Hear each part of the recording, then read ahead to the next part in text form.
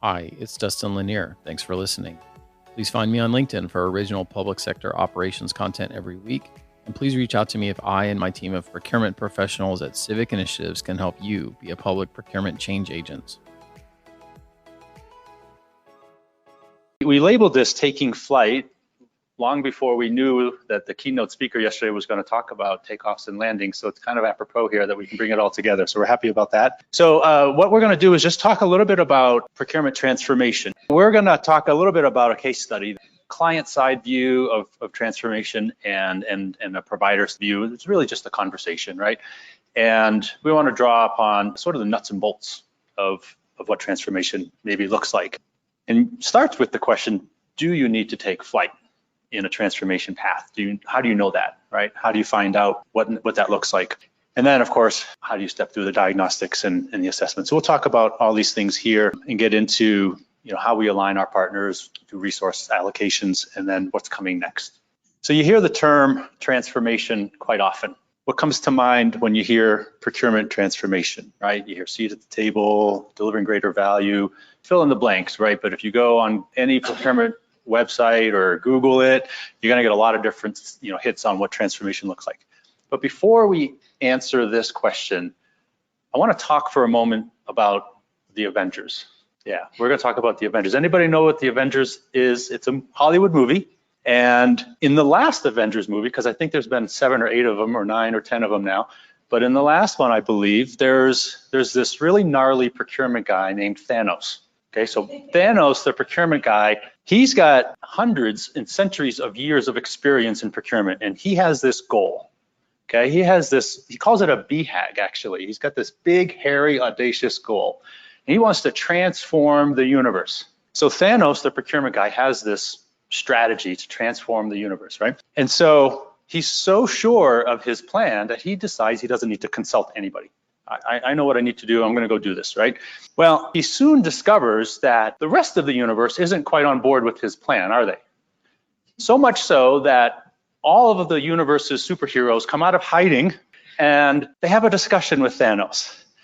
And the discussion looks a lot like mass destruction and mayhem. And so they're all coming after Thanos and say, we're not sure we agree with your goal. Thanos says, I don't care. I'm the procurement guy. I get it. I know what needs to be done. I'm gonna go do it. So he swipes all those superheroes to the side. He manages his way through that conflict and he pushes the button and he succeeds on setting his goal in motion. The rest of the universe is still quite unhappy about the results of his transformation project, so much so that they find a way to travel back in time to take Thanos out long before he even is able to concoct his strategy. So what's this have to do with procurement transformation? Well, do you want to be Thanos, the procurement guy? Do you want your customers, do you want your university friends, your faculty and your administrative friends to be supporting your strategy, or do you want them working against your strategy and coming back behind the scenes and trying to undo your strategy, right? That's what we're going to talk about here today, because a lot of us have the experience, we've been through this process before, we kind of have a line of sight of what we think needs to be done. Can't do it alone because the antibodies will come after you. Sorry for the pun on antibodies, but the antibodies will come after you, like inertia will set in. So it's important to start by thinking about all of us are in some sort of improvement cycle, right? How do we improve things?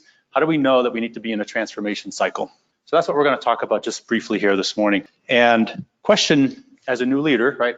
I joined CU just about 2 years ago, so kind of coming into that environment, was it automatic that I needed to transform anything? What if you're not a new leader? Do you have to be a new leader to transform? Open questions that we need to be thinking about and asking ourselves along the way. So where does it all begin, right? If you're not going to follow the Thanos model, I would recommend you follow a model similar to this, where you go and talk to people, get their input, ask them, go on a listening tour. I'm not sure Paul's in the room, but talk with Paul, the new CPO over at University of California, and say, I'm on a listening tour, right? Exactly right. So who are you listening to and what are you looking for, right? So you want that 360 panoramic view of your organization, of whatever function you happen to be in charge of, or whatever function you support.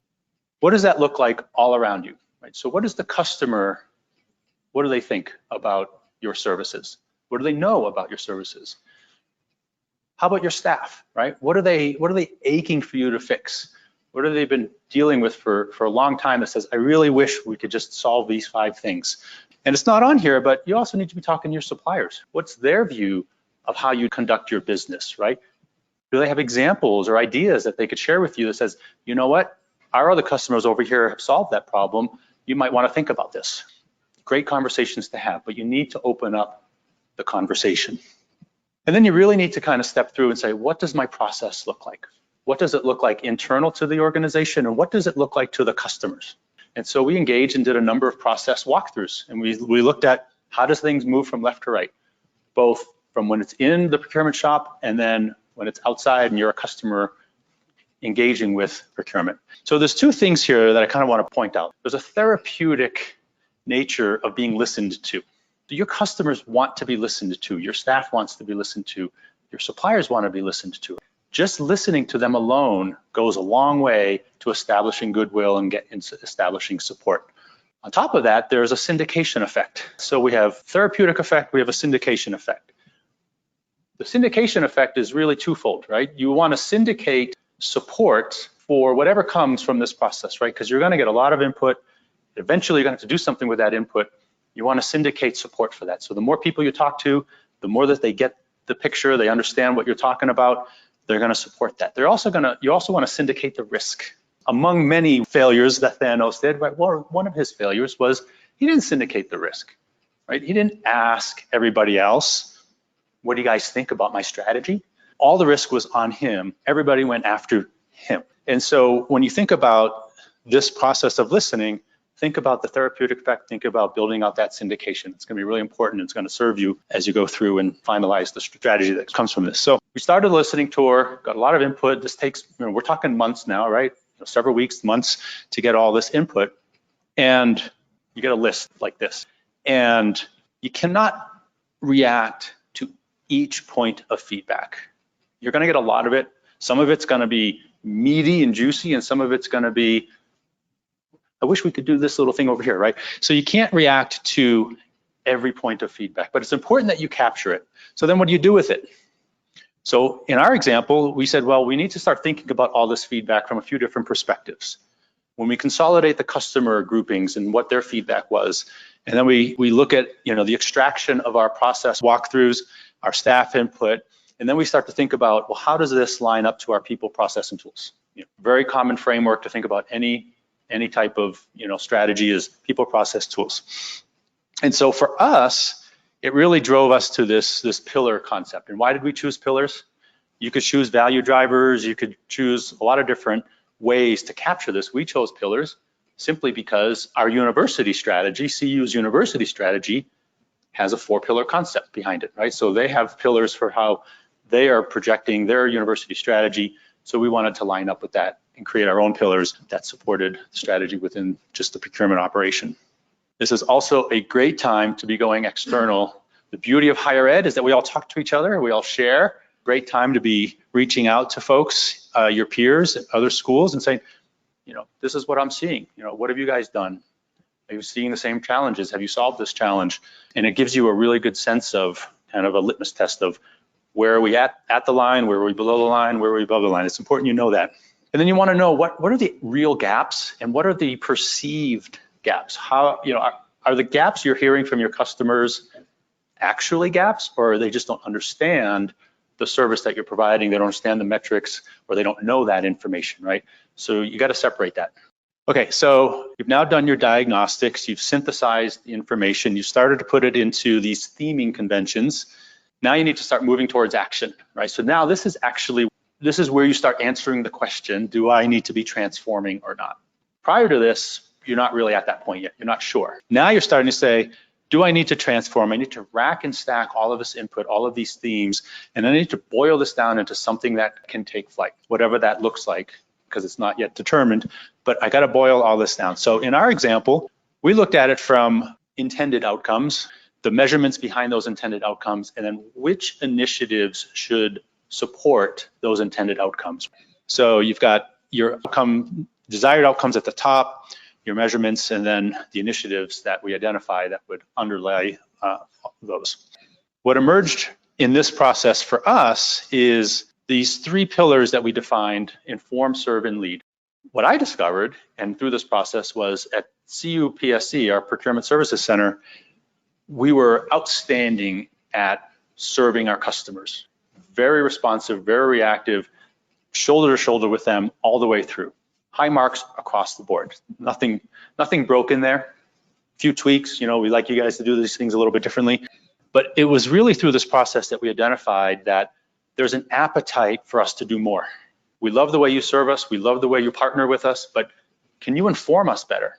And what are you all seeing from procurement or for payables or from travel that you can lead us to a new place? And that's where those 2 other pillars started to emerge. And we said, okay, we're not going to have a 3-pillar strategy that's going to expand upon the goodwill that we've had over the course of time to build up this serve capacity to extend out and build into an inform and lead strategy. I put a note here that says, you've got to map your feedback to a framework. Maybe you've got an existing framework, that's cool, see if it fits. If not, maybe you've got to create a new one like we did, right? We had to expand into 2 new pillars. But you have to mind your shooting ratio. Anybody know what a shooting ratio is? So a shooting ratio in Hollywood is the amount of raw footage you shoot for a feature-length film compared to the actual length of that film. So the world record, the highest shooting ratio of any modern day film, anybody know what it is? So close. It's kind of like that though. It's Deadpool. So Deadpool has, so the average Hollywood shooting ratio is like 30-1. So if you watch a 2-hour movie, multiply that by 30, that's the amount of raw footage that they captured. Deadpool has a ratio of 308-1. If you were to watch that raw footage 40 hours a week, it would take you 14 weeks to watch all that footage. It's no different here.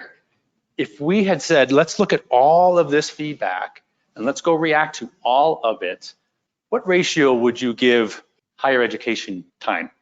Would you multiply that, right? So how many years would it take for us to achieve all of that feedback, to address all of that feedback?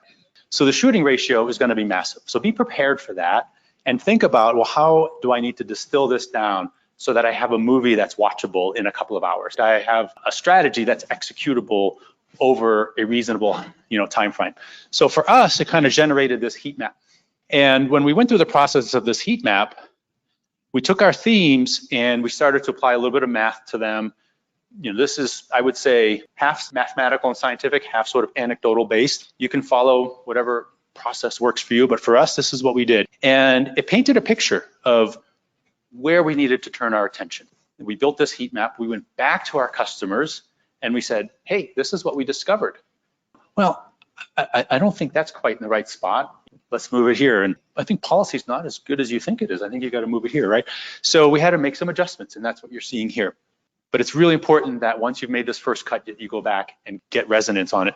And so for us, it's very clear, 3 things in the upper right-hand quadrant that we needed to go really lean into. So for CU, procurement is a centralized function across all the campuses. So we have a central unit that serves all campuses.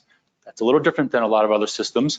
So presence was really important to our customers. Is how do you be present in our space?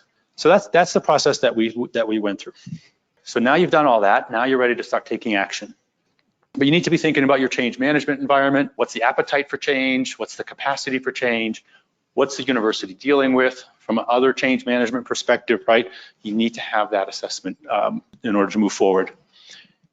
Then we parsed our ideas into continuous improvements versus strategic initiatives. So we call them CIs and SIs, right? So the CIs were quick hitters, right? Go tweak a policy, go change a quick process, update the signature blocks on these forms, whatever it might be. But they're like 2 to 4 weeks of effort. Just go in, get it done. You don't have to mobilize a big change management process.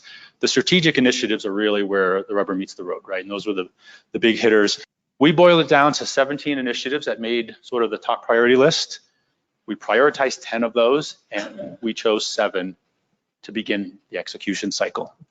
That's a lot of work to take on. And we said, how are we going to execute this? Because we don't want people chasing shiny objects and, sort of starting and stopping, right?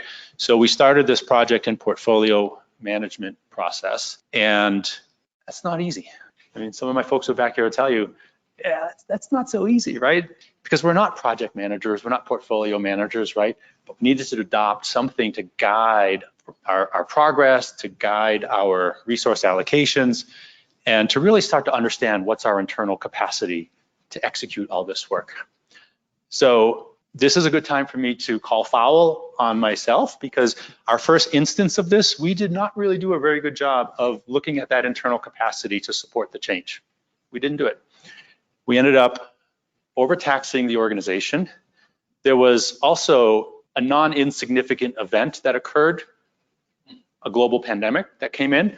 And so that also kind of consumed our time and attention. So again, you got to keep fluid with these things. So what did we do here? We said, well, our internal capacity needs to evolve.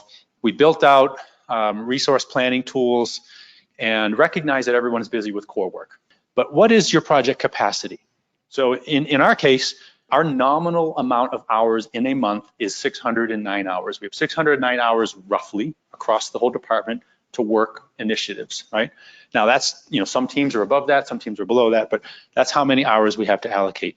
And we don't want to go into and launch any new project or any new task if we're above the line. Makes no sense, right? Because we can't execute it. So we had to replan and reprioritize things.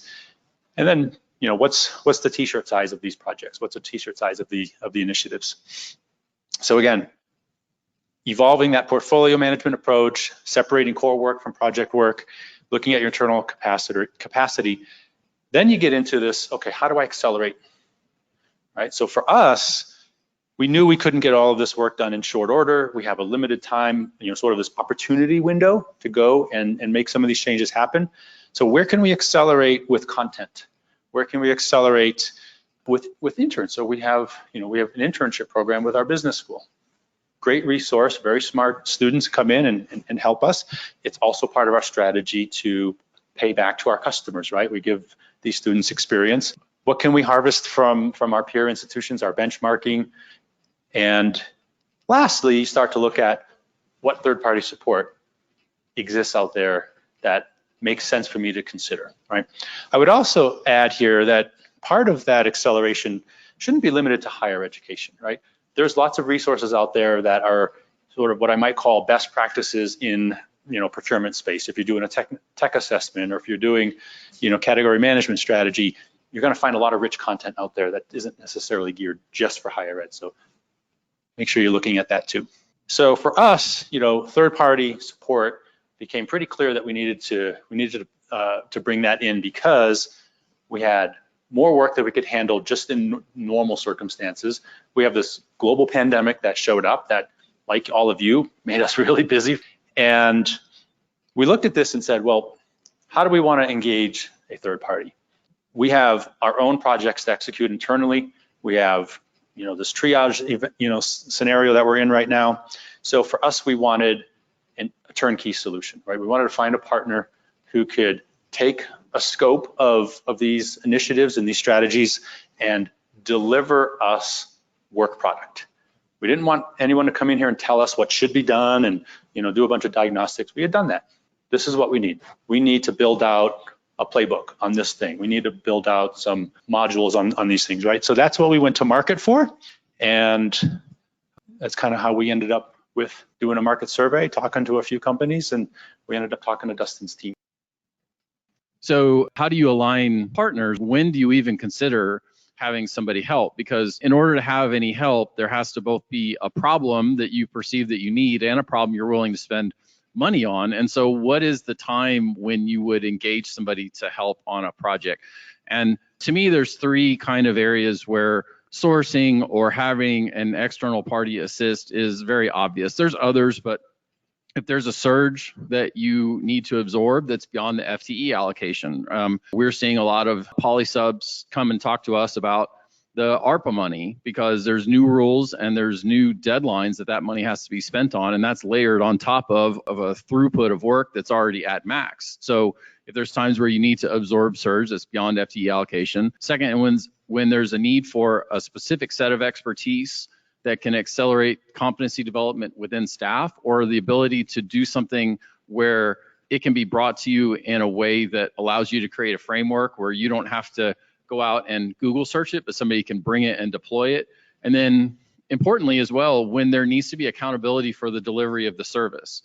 When we had the chance to talk to Ed, it was a very interesting experience because we do work all across the procurement spectrum for procurement officers, from very tactical ops all the way up to automation projects. And so when we were trying to frame out which of some of those projects that Ed had that we would take pieces, the key question that he asked is, which things are you excellent at? Like on a scale of 1 to 10, where's your, this is our absolute core competency versus this is something that I could do if you asked me to do, but I wouldn't say it's our top thing. And then which things can you do that you can do without having to create drag on the staff? Like, because there are some projects where you can't make progress unless you have constant interaction with the staff. So both which ones are you great at and which ones can you do turnkey? So it was important to have limited project sag and slowdown due to internal bottlenecks, because that was known that the internal staff was already very highly allocated. And the point was that the internal staff was going to be driving a certain set of some of those projects. And then they wanted projects that could be lifted and enable the staff to handle their assigned responsibilities and overall accelerate the time to market for CU to be able to receive some of this work output. So it was important to allow that internal focus while partnering to be able to buy from the market things that they could get from at equal or higher quality than what the internal staff could produce. So we did 7 or 8 different projects, and I mean, Ed has an excellent team. Many of them are in the room. We really enjoyed getting to work with everyone here. And this is spend analysis that we helped to do and build out for them, and to be able to give them some tools to be able to use some of their taxonomy, develop out category management templates, and be able to provide them in so that they could take that and continue to drive it. This is our job aid list. And this is all of the tools and templates that needed to be built, all the policy development, where we said, once we've assessed the status of the current policy documents, because they had a procurement manual, but it basically was a 90% reconciliation with their administrative rules. So it wasn't serving a separate purpose. Procurement manuals should say, I assume that you're reading this because you want to comply. I assume that you're reading this because you need a chair, stuff has to happen, and you will get a chair. And so how can you be a good customer for the procurement center? And then once we build out a procurement manual like that, does it create the need for certain tools and templates to exist? If I say, in order to do this, you need to provide this form at this point, well, does that exist, and is it in the right shape? So the job aid list was basically everything that we identified that needed a rev, either in terms of a creation of policy, a creation of a template, or a revision of a template. And then they allocated a certain number of hours towards job aids. And we did a rough order of magnitude estimate, and we did a level of effort score. And then basically we went down the list until we hit the line that we said, at 250 hours, we're going to get down to row 12. Is that what you want? And then we went and did it, and we knocked out all that work. And they have a lot of that as turns. The upper right hand was a review that we did to help them look at their Jagger system in terms of the configuration and choices, and being able to identify things that weren't necessarily customizations, but they may be configuration choices or opportunities to lean into the tool. And among the things in there was talking about guided buying, and Shauna told me that they're launching pieces of that, and that's a great success for CU. And so, these are examples of things that we back into the system so that CU could continue to advance on their parts of their projects. This is a famous thing where somebody took a Volkswagen and blew it up into 10,000 pieces and hung it as art.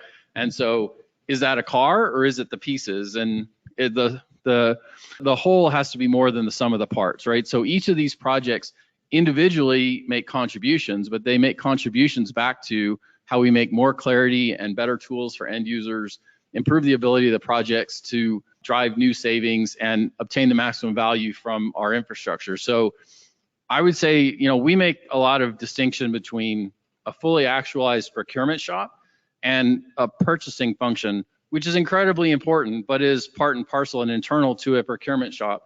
So a fully actualized procurement shop has to be more than the sum of the individual purchasing transactions, which is why you want to create that transformation opportunity to be able to provide that additional service level. So how do we make sure that procurement is seen as a strategic asset by our leadership, by our customers.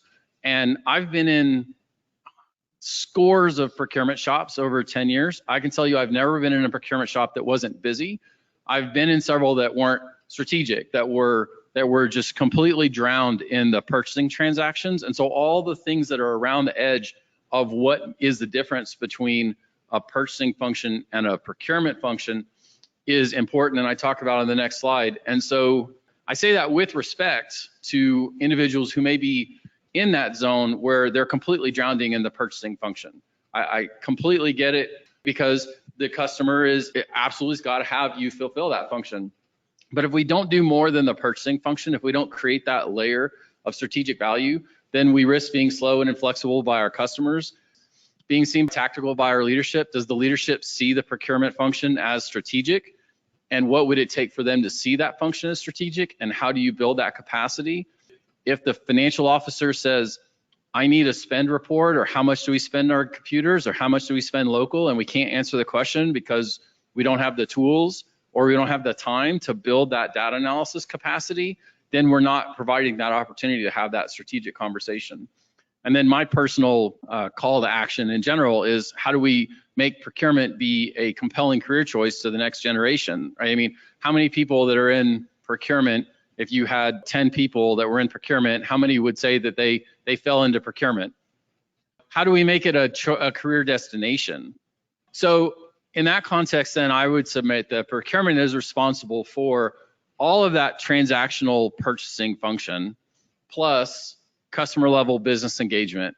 Ed talked about, really reaching out and talking to the end user to understand where they're going and what they need out of it. Doing market analysis and sourcing models. Just because we've bought something one way in the past doesn't mean that that's the best go forward method to purchase that. If we've always had 5 fuel contracts, and then the person inherits the 5 fuel contracts when a buyer flips over, they've received an artifact from the elders. They're going to maintain the 5 fuel contracts. When do we ever assess whether that was the right choice given market conditions? So teaching people how to do that critical analysis and that market analysis, cultivating the right suppliers.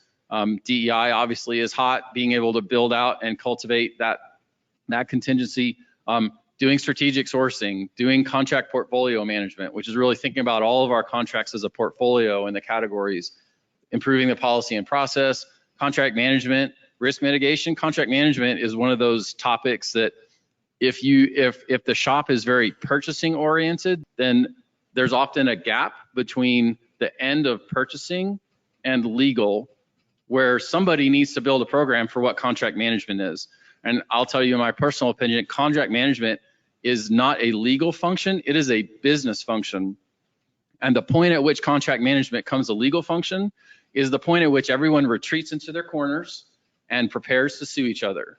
That's not what contract management is. Contract management is knowing that we built the right methods and measures into our contracts, and then we are driving our vendors to align with us and to deliver their outputs because we need their outputs. So it is not a function that, in my opinion, lives with the general counsel. It lives in procurement. And so if procurement has never built that case or doesn't have that structure, then it tends to fall towards a legal exercise.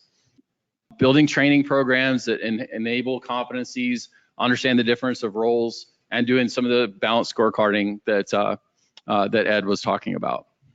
So ultimately then, I would simplify all of that into, to me, transformation is about how do we gain time by eliminating drag and then use that time to build capacity. A lot of times with transformation projects, staff who've been there for a long time, those people can very easily fall into fear at transformation projects that the project is about removing my job. So to that, I would say to people, we regard the individuals who are in a procurement shop as perhaps the most precious resource that we have. The procurement people that we have, but each one of those people is precious. So therefore, each time that their hands touch something, it better be valuable, right? I don't want to have somebody doing 3 phone calls for air filters if I could have set up a master contract for automotive maintenance services and then teach somebody to manage that over time. It's inefficient. And so really thinking about each time that we touch a contract is an opportunity to create a machine that can do work for us in the future. And then teaching our buyers how to create machines. And if the message to buyers is, you haven't been taught that yet, then we say, let's eliminate drag. Let's quit doing things that we all know aren't efficient. So being able to be willing to examine our processes, find ways to eliminate drag, and then turn that drag into capacity. Find the time to do the strategic things. And I really do compliment CU on finding time to do some of these things. And a lot of these work products are going to have lasting impact and value for that organization. And we were, really thrilled to be able to be part of it and support their efforts. Ed, talk about where you're going next with some of this. Yeah, so we're here, right? This is now, and what does now look like? We're not done executing, right? We still have work from the first set of initiatives that we launched. We have new things that have come into the pipeline that we need to deal with and address, new priorities, change in philosophy on some things. And so the next steps are to think of, how do we embed these work products? How do we embed these process improvements? How do we implement them? How do we extend them? How do we leverage them for future capacity and capabilities? One of the probably the most important knob turns that we have that we've been deprived of is, over the last 18 months, is being able to go back in front of our customers and sit across from the table from them and say, this is what we came up with. Doing that in a structured way over Zoom is really hard. If any of you have figured that out, please tell me, because it's really hard. But that's what we're eager to do, right? Eventually, we'll be able to get back in front of our customers and have that conversation. And they're going to want to know, oh, how did you do, right? You consumed our time, you consumed our brain energy. How did you do with this stuff? What path do you have us on? That's where we're sort of headed next. So we're in this phase of still executing the old tranche, ingesting new priorities, and looking forward to what comes next.